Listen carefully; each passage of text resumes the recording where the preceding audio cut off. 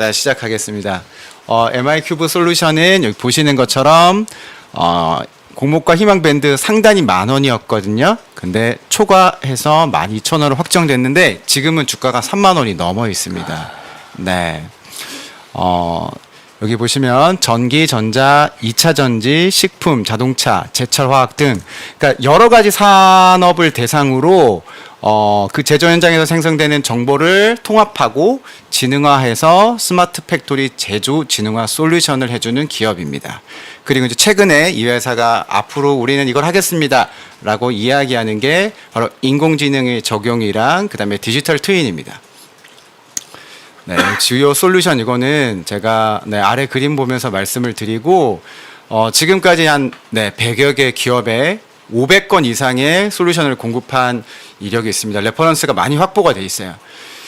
이게 보이실지 모르겠어요. 사실은 제가 너무 급해서 공부를 이거를 그냥 그대로 하는 게 나을 것 같아서 마우스를 잘 따라다니셔야 돼요. 이거 되게 좋네요. 네, 이거 보시면은 제가 노란색 선 3개 보이시나요? 네, 저도 안 보이네요. 작아서 잠깐만요. 만든 거 맞아? 저는 만든 게 아니라 그 IR 자료를 그냥 보일 것 같아요. 네네 가지고 한 건데 노란색 선 3개 보시면 그 MES라고 돼 있는 거, 그다음에 설비 온라인, 설비 지능화 이 3개에서 매출의 90%가 나옵니다. 그 중에서 매출 비중이 가장 높은 게 MES라고 돼 있고 이 회사는 이걸 스마트 팩토리라고 해서 팔고 있습니다. 그러니까 이 스마트 팩토리 이 MES는 공정의 모든 사람들이 사용하는 솔루션이고요. 그리고 모든 생산 활동을 이제 관리하는 솔루션이에요. 가장 기본이 되는 거고요. 이 솔루션을 이제 시각화해서 보여주거든요. 그래서 이쪽에 아래쪽에 보면은 시각화 솔루션이라고 되어 있는데 여기서 수집된 정보를 시각화해서 보여주는 거고요. 그럼 어떻게 정보를 수집하느냐? 바로 이 설비 온라인이라고 되어 있는 여기에서 정보를 수집을 하거든요. 이 설비 온라인이 엣지단이라고 생각하시면 될 것 같아요. 그러니까 설비에서 설비들이 사용하면서 거기서 정보가 만들어지잖아요. 그러면 그 만들어진 정보를 스마트 팩토리 이 MES에 보내주는 거죠. 왜 근데 온라인이라는 표현이 붙었냐면 여기 보시면 설비와 통신을 하기 위한 프로그램이다.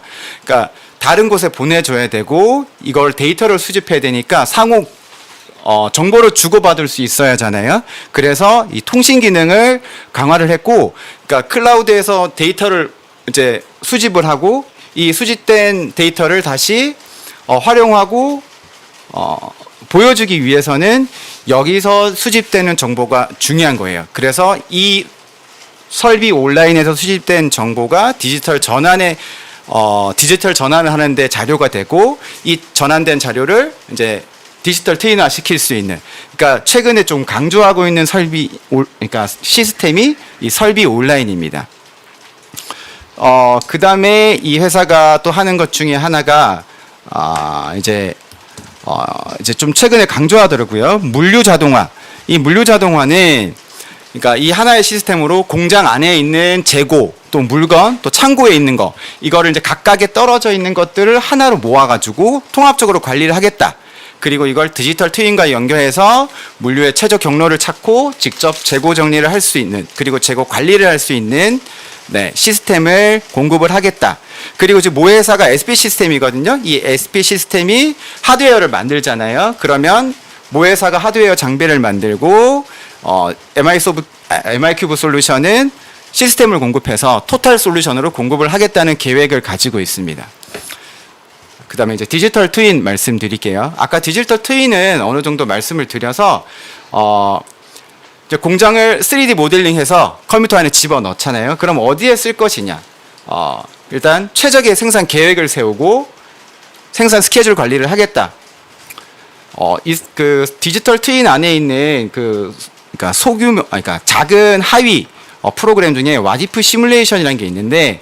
뭐 주문에 변동이 생기거나 아니면 납기에 변동이 생기면은 이 디지털 트윈에서 그거에 대해서 우리가 대응을 할 수 있는지, 언제 어떤 시스템을 변화시켜야 되는지 알려주는 역할을 하고, 혹시나 설비가 고장이 났을 때 또는 추가로 설비가 들어갔을 때 어떤 효과가 있는지를 가시적으로 보여줄 수 있는 시스템을 공급을 하고 있고 앞으로 이걸 고도화시키기 위해서 노력을 하고 있습니다. 네, 여기까지 말씀드리겠습니다. 이름이 경남이에요. 경남. 네, 시작하겠습니다. 이게 시간이다. 시작하겠습니다. 센서부는 기본적으로는 5G 관련 회사로 알려져 있어서 최근에 5G 주식들 올라가면서 지금 차트를 보시면 살짝 올라간 걸 아실 수 있습니다. 그 다음에 좀 내려보시면 주요 제품들 모습을 좀 보여드리고 싶어서 더 내려주시면 저기 이제 보면 커넥터랑 안테나 케이블, 안테나, 그 다음에 저 스피커처럼 생긴 거 두 번째 게 그 밀리미터 웨이퍼 안테나입니다. 그래서 주로 만드는 게 케이블, 고주파 케이블, 안테나, 커넥터 이런 것들을 만드는 회사라고 일단 알고 계시면 되고요. 쭉 이제 총평으로 내려가 주십시오.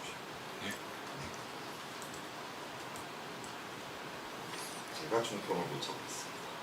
보시면 일단 2015년 설립됐고요. 7월 19일날 상장됐습니다. 상장을 통한 조달 금액은 175억 규모고요. 기술 특례 상장을 했습니다. 공모가 희망가액은 2,900원에서 3,600원 사이였고 공모가는 4,500원으로 상단을 초과했습니다. 지금 요거보다는 조금 더 비싸죠. 5G 오르면서 가격이 좀 올라갔고요. 수요 예측은 1673.33 대 1 정도로 나왔습니다. 9월 15일 기준 시총은 1382억이고요. 재무는 보시면 위에 보실 필요도 없이 개판이 상태입니다. 일단은 사업 내용은 그 유무선 통신 통합 솔루션을 보유한 그 5G 솔루션 기업이고요. 고성능 케이블, 초저선실 안테나, 커넥터 등을 양산하고 밀리미터 웨이브 대역이라 그래서 이게 5G에 이제 사용되는 대역대로 알고 계시면 되고 위에 제가 5G나 6G의 차이나 밀리미터 웨이브에 대한 내용들은 좀 올려놨으니까 개념에 대한 부분이니까 한번 읽어보시면 좋을 것 같습니다. 국산화에 성공을 했습니다. 주요 기술력과 장점 부분을 말씀드리면 이쪽 객털 고주파 관련된 5G나 이제 6G를 하려면 되게 중요한 기술이 그 주파수 대가 손실이 적어야 됩니다. 일단 이렇게 송신을 했을 때. 근데 이제 이 회사가 나노 소재를 압출하는 방식으로 손실량을 줄이는 보유 기술을 갖고 있고요. 가공 기술을.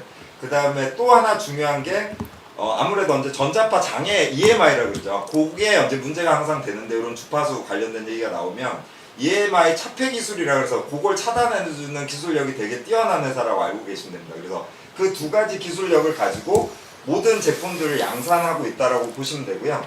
지금까지 그 2018년도부터 나와있던 사업 내용이나 뉴스들을 보시면 이 회사가 어떤 것들을 했는지 바로 좀 아실 수 있습니다. 2018년에 스페이스X에 고주파 케이블을 공급한 이력이 있고요. 2019년도에 삼성전자 무선사업부 공급사로 선정이 됐습니다. 이 회사가 항상 주목될 때 나오는 얘기 중에 하나가 퀄컴의 그 벤더로 등록됐다라고 나오는데 일본 경쟁사를 제치고 퀄컴의 발음 잘 안 되네요. 5G용 초소형 전선 선로 공급을 했고요. 현재까지 25만 개 제품을 제조사로 출하해서 향후 공급 영역은 확대될 예상이라고 하고 최근에 이것도 이제 조금 수혜가 예상되는 건 인도 쪽이나 미국, 일본 쪽 그 5G 네트워크 투자가 확대되면서 중국을 견제하기 위해서 퀄컴 제품이 공급될 거다 이런 내용들이 많이 알려지고 있는 상황입니다. 22년에 LIG 넥스원의 공급사로 또 등록돼서 함정용 통신망 구축 사업에도 참여했습니다. 최근에 나온 뉴스를 보면 이게 아마 이번 주에 나온 뉴스일 텐데 반도체 분야 테스트 장비 쪽에 삼성 쪽으로 반도체용 극세동축 고주파 케이블을 양산해서 이제 생산하기로 체결을 했고요. 기존에는 이 부품이 기존 100% 해외 수입에 의존했던 제품인데 대략 시장 규모가 연간 10조에 해당되고 현재 국내 다른 테스트 업체랑도 사업 협력을 논의 중이라고 합니다. 그 다음에 국내 국방 분야에서도 안테나, 케이블, 커넥터 등을 국내 공급업체가 없기 때문에 해외 업체에 고가에 공급 중인데 센서부 제품으로 대체가 가능하다고 하고 이 뉴스도 최근에 카이의 시험 측정용 케이블 조립체를 공급한다는 8월 30일 날 기사로 떠서 현실화가 됐습니다. 제가 조금 관심을 가졌던 건 23년 7월에 산업통상자원부에서 23년 소재부품 기술개발사업 신규 지원대상 과제 소재부품 패키지형 주관 연구기관 선정을 했는데 과제가 6G용 초고주파 저선실 소재 및 통신 부품 개발이었습니다. 제가 이 회사를 공부하면서 사실은 저도 5G, 6G 개념이 성립이 안 돼서 이게 언제 위성에서 대역이 높아지면서 뭐 어디든지 쓸 수 있다 이건 있는데 지상에서도 쓸 텐데 과연 기존의 5G 회사들이 6G를 넘어가면 아무것도 할 일이 없는 거냐라고 생각했는데 요걸 보고 6G로 넘어가도 이런 특정 기술이 있는 회사들은 써먹을 때가 분명히 있겠구나라는 걸 알게 됐다는 걸 좀 말씀드리고 싶습니다. 이상입니다.